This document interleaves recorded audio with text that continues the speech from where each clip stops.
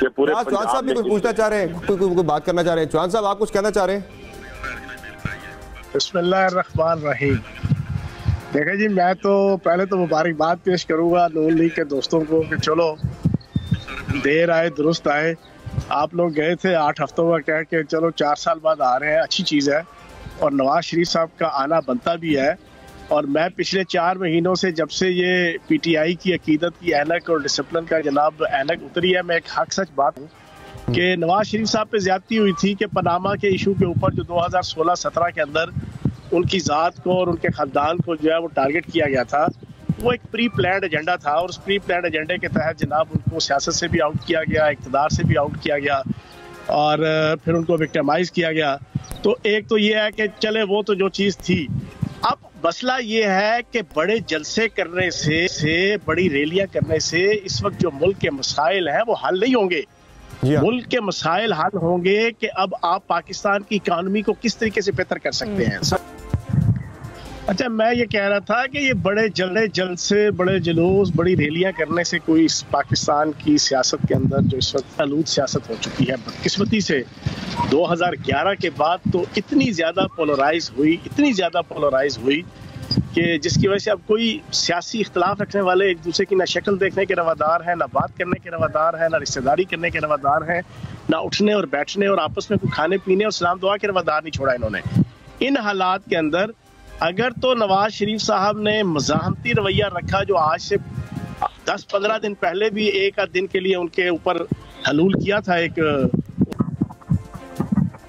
अगर तो नवाज शरीफ साहब ने मज़ाहमती बयानिया रखा जो 2014-15 में भी इन्होंने जनरल परवेज मुशर्रफ साहब के हवाले से रखा था, फिर तो जनाब उनके लिए हालात हैं बड़े मसदूद और बड़े ही उनके रास्ते में हर्डल्स, बैरियर्स, ऑब्स्टिकल्स, परेशानियां, तकलीफ, धचके, नाके और फाके और चाके, ये तो उनकी किस्मत पे फिर होंगे। अगर इन्होंने रखा मफाहमत का बयानिया, नफरत की सियासत छोड़ दी, गुस्से की सियासत छोड़ दी, इंतकाम की सियासत छोड़ दी, पिछली सारी चीज़ें भुलाकर पाकिस्तान की तामीर और तरक्की और इस्तेहकाम के हवाले से उन्होंने अपने आप को सबमिट और सबलिम कर दिया, दैन तो चीज़ें उनके लिए आसानियाँ पैदा होंगी। ये जो बिल्कुल क्लियर मुझे पाकिस्तान की सियासत की पर्दा स्क्रीन से जो मैं एज अ कारकुन एक्सट्रैक्ट कर सकता हूँ, मैं तो आसानियाँ या शहबाज शरीफ साहब के लिए होनी है या नवाज शरीफ के लिए होनी है?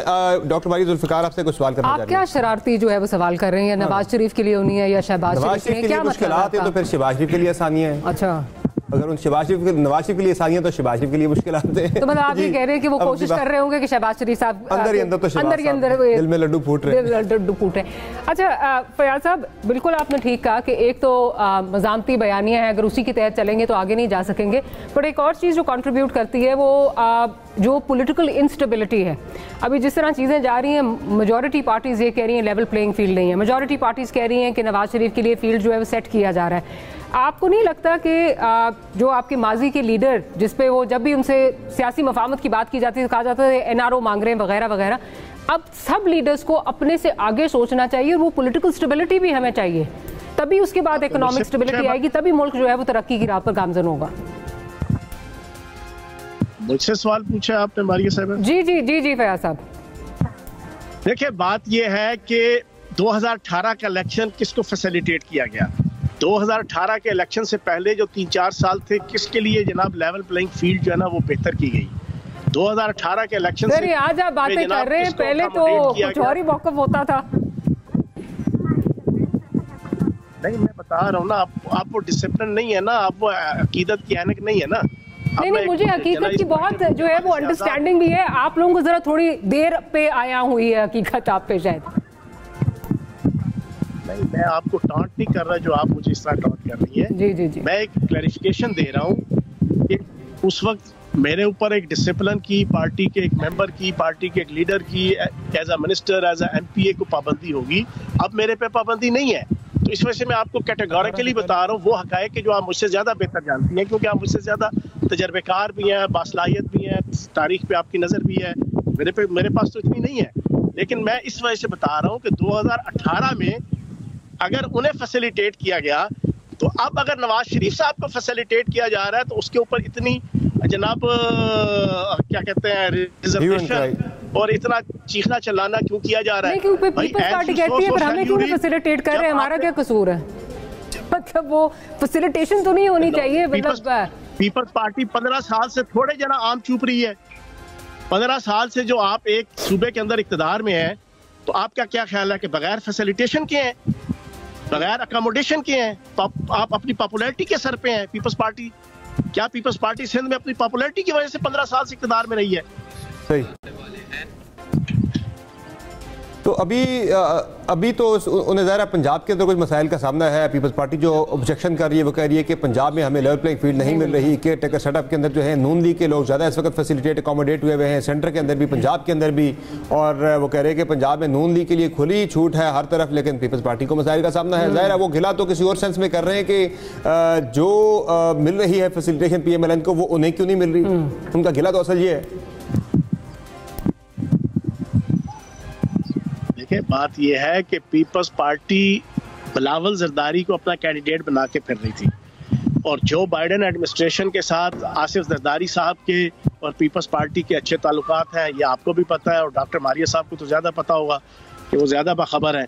तो अब उनकी ख्वाहिश ये थी कि इनको पहले वज़ीर ख़ारजा का एक हल्का सा तड़का लगाने के बाद 1.5 साल की हुकूमत में फिर इनको वज़ीर आज़म बनाया जाए। लेकिन नून लीग अब इस पर राज़ी नहीं है। नून लीग चाहती है कि नवाज शरीफ साहब को बनाया जाए, लेकिन नवाज शरीफ साहब के ऊपर मैंने आपको बताया और आप भी जानते हैं समर साहब कि अभी इनके ऊपर एक जिसे कहते हैं ना कि चेक एंड बैलेंस की एक नजर रखी जाएगी।